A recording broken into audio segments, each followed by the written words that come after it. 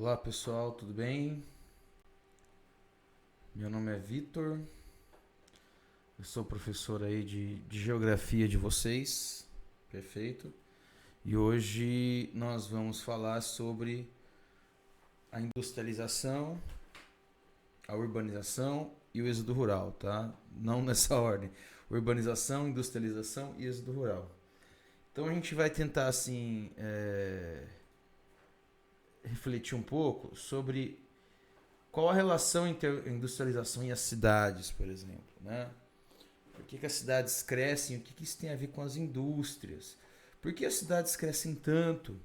E quais são os pontos positivos e negativos da urbanização? Tá? Então vamos lá. Primeiramente a gente tem que entender um pouco sobre revoluções industriais. Tá? Nós tivemos a primeira, a segunda, a terceira e atualmente nós estamos na quarta revolução industrial.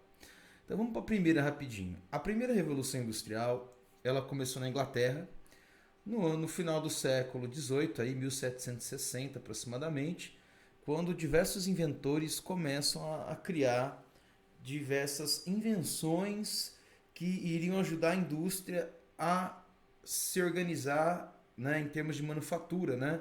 Ou seja, iria melhorar a produtividade industrial. Então, nessa época, foram criados principalmente a máquina de tear, né, que era para fazer tecido, a máquina a vapor, as locomotivas, os barcos a vapor, e tudo isso provocaram uma mudança significativa no modo de vida das pessoas na Inglaterra. A Inglaterra começou a se alimentar, por exemplo, de muitos alimentos que vinham de outros países, porque os barcos a vapor vinham abarrotados de alimentos, né, de produtos. Então isso modificou muito a relação do homem com a terra. As locomotivas também traziam alimentos de vários lugares aí, né? Facilitando aí a redução da fome, principalmente nesses países aí, na Inglaterra especialmente, onde o homem não precisava mais ficar no campo trabalhando, né? E não podia, inclusive, porque os proprietários da terra começaram a mandar as pessoas para as cidades, né? A Inglaterra tinha um comércio com outros países, vendia produtos industrializados e trazia para si produtos agrícolas, né, matéria-prima, tá bom? Nós temos a segunda revolução industrial, que ocorre principalmente nos Estados Unidos, na França, no Japão, na Alemanha, na Inglaterra, simultaneamente, de 1850 até 1945, quando ocorre aí a Segunda Guerra Mundial, tá? E aí, durante a Segunda Guerra Mundial, vai haver uma mudança muito grande na sociedade. Mas vamos lá, a segunda revolução industrial, ela que foi criado nessa época? Foram criados os automóveis, os aviões, o telefone, a eletricidade, entre outros utensílios aí que desenvolveram aí a tecnologia, né? A sociedade humana, aí, vamos dizer assim, em termos de tecnologia. Nós tivemos a terceira revolução industrial, que ocorreu na Europa, na América, na Ásia. Surge com a indústria química moderna, com bombas atômicas, com a biomedicina, com a robótica, com a internet. E aí vai, tá bom? E aí nós vamos falar da quarta revolução industrial, que é a revolução que nós estamos vivendo hoje, né? Ela começou aí, a gente considera que começou a partir dos anos 2000, com o surgimento aí de tecnologias de comunicação, redes sociais, smartphones, né? E aí as pessoas mudam o seu modo de vida, passam a viver no mundo virtual, né? Como nós temos hoje aí essas redes sociais, essa nova geração toda dependente desses aparelhos, né? Bom, gente, a primeira revolução industrial, ela provocou aí uma mudança significativa no modo de vida das pessoas. Porque, por exemplo, esse trator aí, ele é um trator a vapor. O que significa isso? Significa que eles faziam uma fornalha dentro desse trator. Essa fornalha movimentava, gerava calor, gerava movimentação de água dentro do motor. E essa água movimentava o trator, dispensando o trabalho de milhares de pessoas que trabalhavam no campo, né? E para onde será que as pessoas iam, né? Quando não podiam mais trabalhar no campo? Para a cidade, logicamente, né? E aí nós temos aí também a máquina de tear, que eu falei para você da primeira revolução industrial, onde a gente tem, né, uma tecnologia aí, muito importante para a produção de roupas, tecidos, né, e tudo que envolve algodão e outras formas de fiação, né, de fios para produção de tecidos. A segunda revolução industrial, ela marca o surgimento de maquinários como os aviões, né, como falei para vocês, como os automóveis. E aí a gente tem uma foto do brasileiro Santos Dumont pilotando o 14 bis, que foi um dos pioneiros da aviação. Talvez não tenha sido o pai da aviação como se fala, e há uma briga grande, né, com os americanos que criaram também um avião na mesma época. E o Santos Dumont, ele era um grande gênio. Ele construía balões, né? Ele andava nas suas invenções, então ele era muito corajoso também, né? Imagina a coragem de andar num treco desse nessa época. E essa foto ficou marcada na França, né? Era brasileiro, mas ele construiu na França esse avião que vocês estão vendo. E aí, simultaneamente, nos Estados Unidos também, os irmãos Wright lá criaram aviões até melhores que o do Santos Dumont, tá? Mas eles foram concomitantes na mesma época, né? E isso aí no começo do século XX, 1910, 1915, até um pouco antes aí, perdão, 1905, 6, 7, 8, tá? A terceira revolução vai desenvolver essa bomba atômica, né? Essa arma extremamente poderosa que o ser humano desenvolveu no final da Segunda Guerra Mundial. E essas armas aí vão marcar uma nova era, uma era química, né, mais voltada à indústria de tecnologia de ponta, né? Surgem os primeiros computadores, olha que bonitinhos, né, gente? Isso aí lá nos anos 60, 70, né? 50. Logo após a Segunda Guerra Mundial começam a surgir os primeiros computadores aí, né? Isso também faz parte da terceira revolução industrial, tá bom? E a quarta revolução, que é a que nós estamos vivendo hoje, que é a revolução da comunicação, do mundo digital, que vem mudando significativamente o nosso modo de viver, né, pessoal? Vamos lá. E aí, gente, esses tratores que começaram a surgir lá no século XIX começam a expulsar as pessoas do campo para a cidade. Afinal, o trator faz o trabalho de 100 pessoas ou mais. Olha só, um trator carregando toras aí, né? Imagina como que o ser humano daria trabalho para carregar isso aqui. Quantas pessoas não seriam necessárias para carregar esse monte de tora, né, de árvores aí, né? E aí você tem o trator substituindo a mão de obra humana e, logicamente, as pessoas começam a sofrer, né, esse processo chamado êxodo rural, que é a saída do trabalhador do campo para a cidade em busca de emprego, porque o trator roubou o emprego dele lá, né? O lado positivo é que o ser humano faria menos força. O lado negativo é que o ser humano foi expulso do campo para a cidade, tá? Isso não foi opcional. Ninguém escolheu ir morar na cidade diretamente. A maioria, quer dizer, com raras exceções, né? A maioria foi porque perdeu o emprego, né? Porque não tinha outra opção mesmo, né? Antigamente o trabalho era manual, né? Os cavalos, né? A força animal, né? Era utilizado, né? E as pessoas também faziam muita força, dependiam de muita gente para trabalhar. Até que no século XIX vai surgir então os maquinários que vão substituir a mão de obra humana no campo e forçar essas pessoas a irem para as cidades, né? Para as cidades. Bom, uma coisa interessante da gente perceber é que quando a Revolução Industrial começa em 1760, né? 1750, a população humana começa a crescer drasticamente, né? Ou seja, aumenta a oferta de alimentos, as pessoas passam a viver em cidades, né?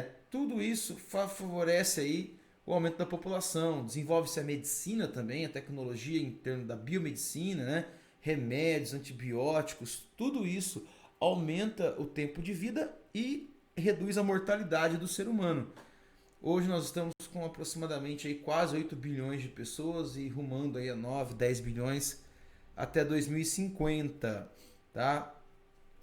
Então esse crescimento da população se deve e muito à, à Revolução Industrial e ao processo ao crescimento das cidades também, que a gente vai ver. Se você mora na cidade, você tem um acesso melhor à saúde, educação, teoricamente, né? Tem um hospital mais próximo de você do que no campo, né? Vamos deixar de lado aí as questões da saúde pública no Brasil viver certos problemas aí, falta de investimento, mas em geral, se você morar no campo, é muito mais difícil você chegar no médico do que se você morar na cidade. Então, de certa forma, a cidade ela possibilita, né, o acesso a serviços que melhoram a qualidade do ser humano, né, a primeiro momento. Então, ó, tem um gráfico de população urbana e rural. Em 1940, no Brasil, 28 milhões de pessoas viviam na cidade, no campo, e 13 milhões na cidade. Depois, 1950, 13 milhões e 19 na cidade. Ó, percebam que a população vai crescendo, mas também a população urbana vai crescendo. Até que nos anos 70, ó, nós temos uma reviravolta. E nós dizemos que a década principal no Brasil que marca o crescimento da população é justamente os anos 70, quando a população urbana passa a ser de 52 milhões e a rural de 41, ou seja, vem reduzindo drasticamente. Até que a gente vai chegar aqui no ano de 2000, por exemplo, que é mais próximo da gente, que nós temos aí a grande maioria da população, no caso no ano 2000, 138 milhões de pessoas vivendo nas cidades e apenas 32 milhões no campo. Calcula-se que no ano de 2050 nós teremos aproximadamente 16 milhões de pessoas vivendo na cidade, muito pouco, né, em relação, por exemplo, a 1940, que já era o dobro praticamente, né, e 238 milhões de pessoas vivendo nas cidades, né? Aqui 16 milhões no campo e 238 milhões nas cidades. Ou seja, o Brasil já é um país extremamente urbano e vai ficar mais ainda no futuro, segundo esses dados, se nada impedir, né, esse processo. E aí, se a gente for analisar, olha só, são os dados da ONU de 2018, tá? Prospecção da população em 2018, né? Ou seja, perspectiva, na verdade, né? Por exemplo, na região no norte, lá nos Estados Unidos, na América do Norte, 82% das pessoas vivem nas cidades. No Brasil, 81%, bem semelhante aos Estados Unidos. Afinal, nós já somos um país industrializado, né? E o Brasil tem muitos tratores aí espalhados mundo afora. Perdão, campo afora, né? Pelos campos aí no Brasil. Muitos tratores, poucas pessoas trabalhando no campo. Na Europa, 74%. Na Ásia, 50%, afinal tem muita gente na China vivendo no campo, ainda na Índia, né? Na África, 43%. E na Oceania, 68% vivem nas cidades. Então isso é um processo mundial, né? Hoje, praticamente o mundo todo, a grande maior parte do mundo vive na cidade, com exceção da África, que é o continente menos industrializado. Lembrem vocês que a industrialização e a urbanização caminham juntas. Quanto mais industrializado é um país, mais pessoas vivem nas cidades. Tá? Isso é um processo mundial. Outro gráfico mostrando de 1950 a 2050, mas isso aqui é no mundo, tá, gente? Então, olha só. Aqui são milhões de pessoas. 1.000 milhões é 1 bilhão de pessoas, tá, gente? Então, 1 bilhão, 2 bilhões, 3 bilhões, 4 bilhões, 5 bilhões, 6 bilhões, 7 bilhões de pessoas. Atualmente, a gente tem 7,7 bilhões de pessoas no mundo. Tá? E a gente tem um gráfico mostrando em preto a população urbana, que nos anos 50 era menor que a população rural, que está em cinza, tá vendo? Isso aqui é um gráfico com o tempo, com a cronologia e a evolução da população rural e urbana. Aqui, ó, rural preto, urbana preto, rural cinza. E a população urbana vai crescendo, né, de acordo com o aumento da mecanização do campo, né, mais tratores, mais coletadeiras, né, e as pessoas são menos, a mão de obra das pessoas, né, o trabalho humano é menos importante, o maquinário toma lugar. E automaticamente, ó, um marco aí, no ano de 2008, aqui nesse ponto aqui, há um cruzamento entre a população rural e urbana, ou seja, a população urbana começa a ultrapassar a população rural, percebem? Ó? Tá? Então, ou seja, há um aumento significativo da população urbana ao longo do tempo, tá bom, gente? E aí, gente, hoje aí nós temos imagem das maiores cidades do mundo. As maiores cidades do mundo estão em países industrializados e pobres, principalmente, né? A maior cidade do mundo é a cidade de Tóquio, no Japão, que está aqui nesse ponto, essa cidade gigantesca aqui de aproximadamente 37 milhões já, porque esses dados são de 2005, tá, gente? 15 anos atrás. Aí vem Cidade do México, Seul, Nova York, São Paulo, no Brasil, uma das maiores cidades do mundo também. Né? A gente percebe que a maior parte das cidades no mundo hoje, elas estão crescendo principalmente nos países mais pobres, perfeito? Então, há um processo aí de crescimento das grandes cidades nos países mais pobres. Tá? Em 2014, nós temos as maiores cidades do mundo. São Paulo aí tá aí, aqui nesse gráfico. São Paulo está sempre entre as 10 maiores cidades do mundo, tá, gente? E nós temos outras cidades como Tóquio, Delhi, Xangai, né? Tóquio está no país de primeiro mundo, Delhi está na Índia, um país pobre. Xangai está na China, um país intermediário hoje. México está num país intermediário, que é um país né, considerado pobre, mas intermediário porque é industrializado. Mumbai na Índia também. São Paulo. Percebe que a maior parte das cidades estão crescendo hoje, estão crescendo em países mais pobres, né? Não em países ricos, né? Países médio a pobres, como Brasil, México, aí, né? Países da África agora estão crescendo bastante. Mumbai na Índia. Em 2030, nós teremos aí 37 milhões de habitantes. Delhi com 36 milhões. E São Paulo vai até sair dessa lista, porque São Paulo já chegou no limite de crescimento aí, né?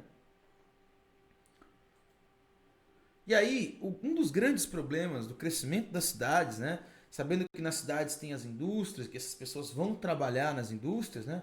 Um dos grandes problemas aí que a gente encontra é a favelização, né? Que é um processo de ocupação irregular da terra. Como as pessoas mais pobres não têm direito à terra, elas invadem terra para poder viver. Porque elas precisam viver em algum lugar, né?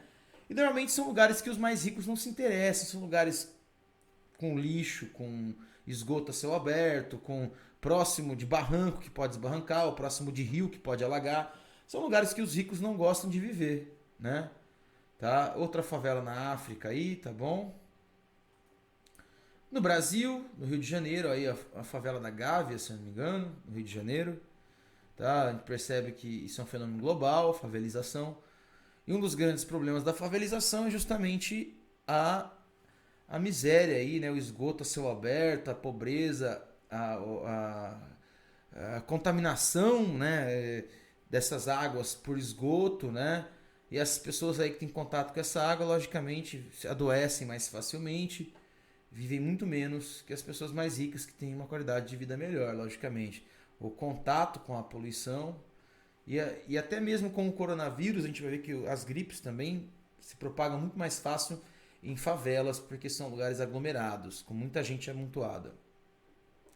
Esse livro, Planeta Favela, é um livro muito bacana, que abriu minha mente em relação a essa visão de que as favelas crescem mais do que bairros ricos, ou seja, no geral, hoje no mundo, o padrão é o crescimento dos lugares mais pobres, das favelas, das habitações de baixa qualidade, não de habitações de boa qualidade. E aí, ó, favelas no Oriente Médio, tá? As favelas estão no mundo inteiro, tá, gente? Favela nada mais é do que, olha só, eles constroem lugares perigosos, né, que podem desabar, inclusive, né? E são lugares que os ricos não querem morar, por isso que sobram para eles esses lugares para eles ocuparem. Afinal, a terra ela é uma propriedade e a maior parte das pessoas não tem terra, né? Essa é a verdade. Esse é um grande problema mundial. Olha só esses dados da ONU, né? Da Unesco, né? Da ONU, que a Unesco que é um braço da ONU, tá? Em 2014, 54% da população mundial vivia em cidades, ou seja, né, mais da metade da população vivia das cidades. 900 milhões viviam em favelas em 2014, hein? Eu acho que cresceu agora. Em 2050, 66% das pessoas viverão nas cidades e 1,8 bilhão vão viver em favelas. Ou seja, praticamente 20, 30% da população vivendo em favelas aí em 2050. 20%, eu acredito, tá? 25%, perdão, tá vivendo em favelas. Na África, 62% das pessoas vivem em favelas, ou seja, na África a pobreza é tão extrema que chega a esse ponto, né? 90% das terras rurais não possuem documentação, ou seja, ninguém sabe quem é dono do que nesses países aí, né? Normalmente quem tem mais poder acaba expulsando os mais pobres da terra, por exemplo, que não tem nem documento, tá bom? Globalmente, 200 milhões de moradores de favelas não tinham emprego em 2013. Um quarto dos jovens urbanos pobres recebem um pouco mais de 1,25 dólares por dia, ou seja, né, a renda dessas pessoas é muito baixa, tá? E elas acabam sendo obrigadas a construir favelas. Elas não moram na favela porque quer, né, gente? Ninguém é pobre porque quer, né, gente? Isso é uma realidade. Isso é na China, olha só como que é também. A China também apresenta favelas, lugares próximos de rios poluídos. Os ricos não querem viver, são lugares que podem alagar, inclusive. Por isso os pobres vivem nesses lugares, né? E sofrem com todos os problemas de inundações, esgoto, né? Céu aberto e todos os outros problemas que as favelas possuem por não ser planejadas, né? Não tem esgoto, não tem organização. E aí a gente deixa bem claro, né, que as pessoas mais ricas e os mais pobres, aí bem divididas, né? Percebam que as pessoas mais pobres estão muito mais aglomeradas, né, concentradas que as pessoas mais ricas. Ó. Nos bairros pobres não tem nem praças, né? Nos bairros dos ricos você tem praças, né? Classe média, eles têm praça, tem organização. Nos bairros dos mais pobres, como é uma ocupação desordenada, desorganizada, ocorre essa situação, né? Lembrando que essas pessoas não estão aqui porque querem, né? Porque não tem outra opção. Outro exemplo também, né? Olha o bairro dos ricos, né? Afastadas as casas, né? Com espaço verde. E os bairros dos mais pobres tudo amontoado, né? As pessoas não têm espaço. Isso pro corona é uma maravilha, né? Você ter tanta pessoa junto assim para poder passar o vírus de uma pessoa para outra. É muito mais fácil o pobre propagar a doença entre os mais pobres do que os ricos hoje, né?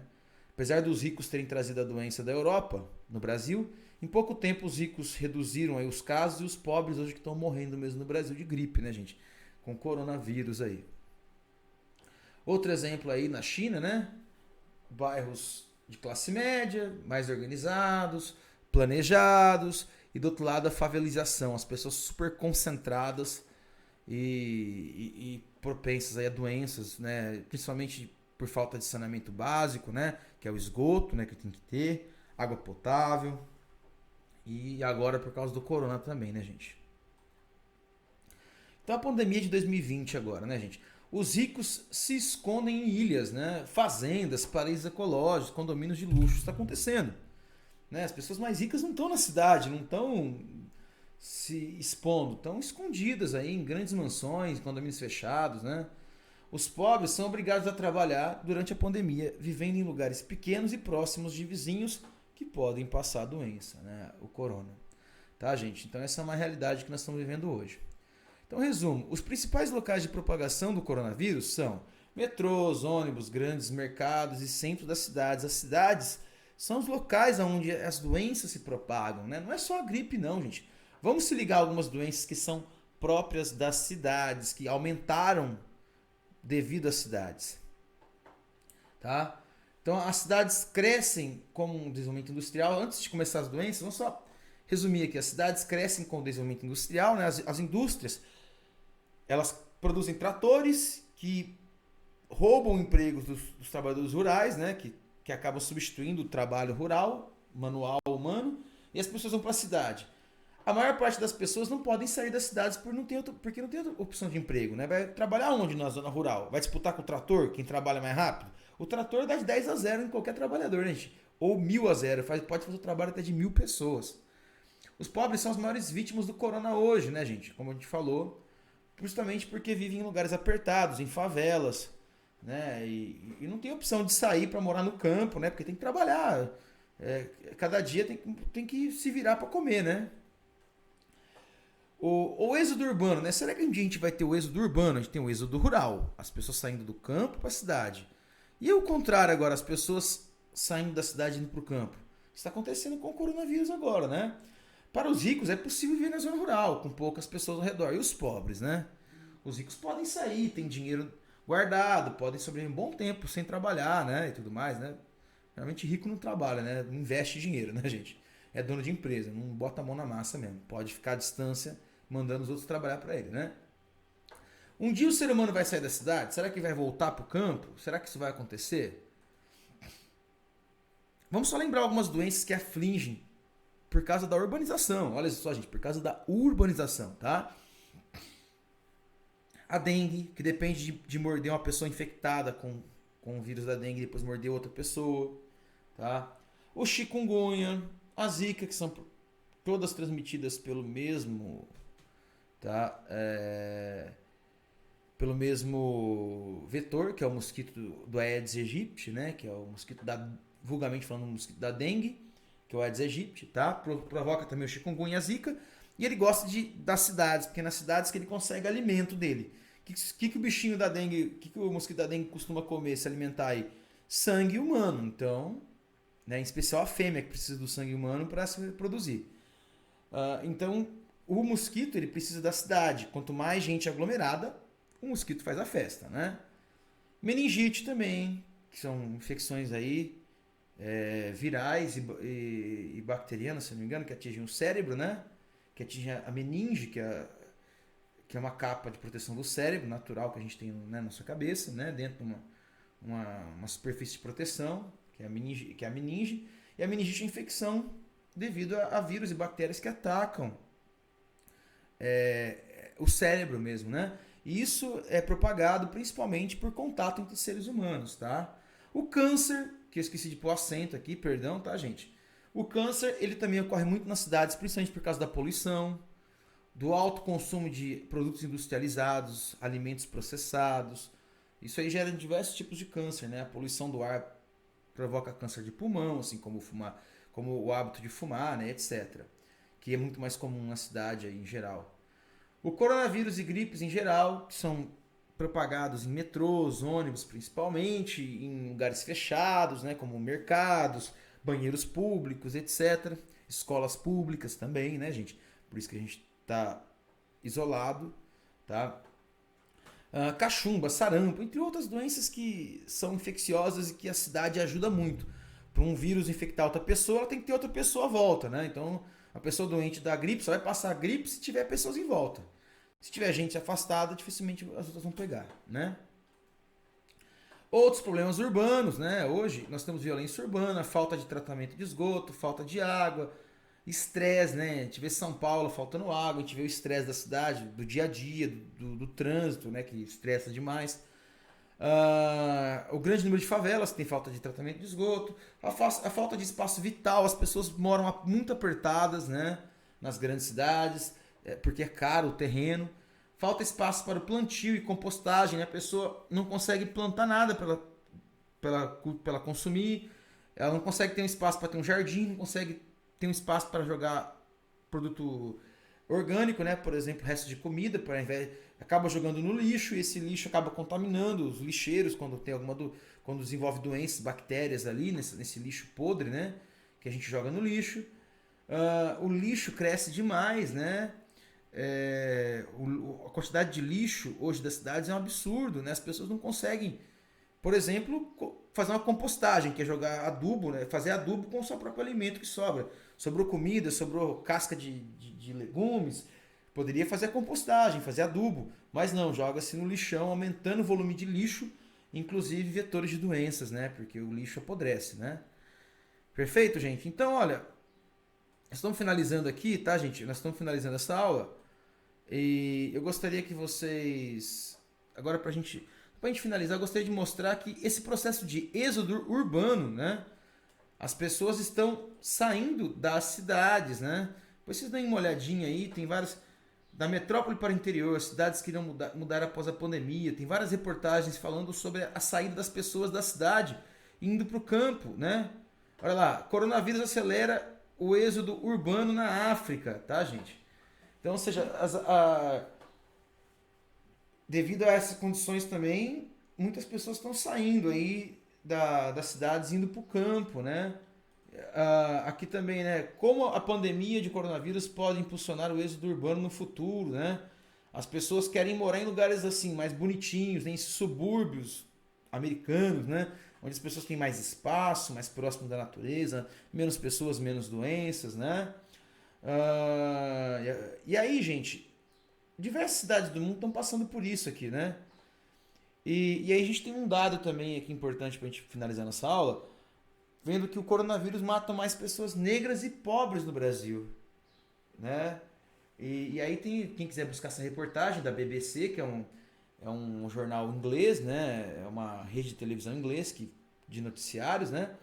Tá? E aí mostra que o que está acontecendo hoje no Brasil é justamente a morte dos mais pobres, que têm um atendimento de saúde pior, né? Pelo SUS, do que os ricos que têm plano de saúde, que não tem opção de ficar em casa, tem que trabalhar de qualquer jeito. Aí ó, o rapaz trabalhando aí de entrega de aplicativo, trabalhos extremamente precários, que ganham pouco, cada vez mais necessitados nessa época de pandemia, né, a entrega a domicílio. Os ricos ficam esperando o alimento chegar em casa, os pobres trabalham entregando esses alimentos, se arriscando no dia a dia aí na rua, certo? E aí a gente tem essas condições hoje no mundo, perfeito?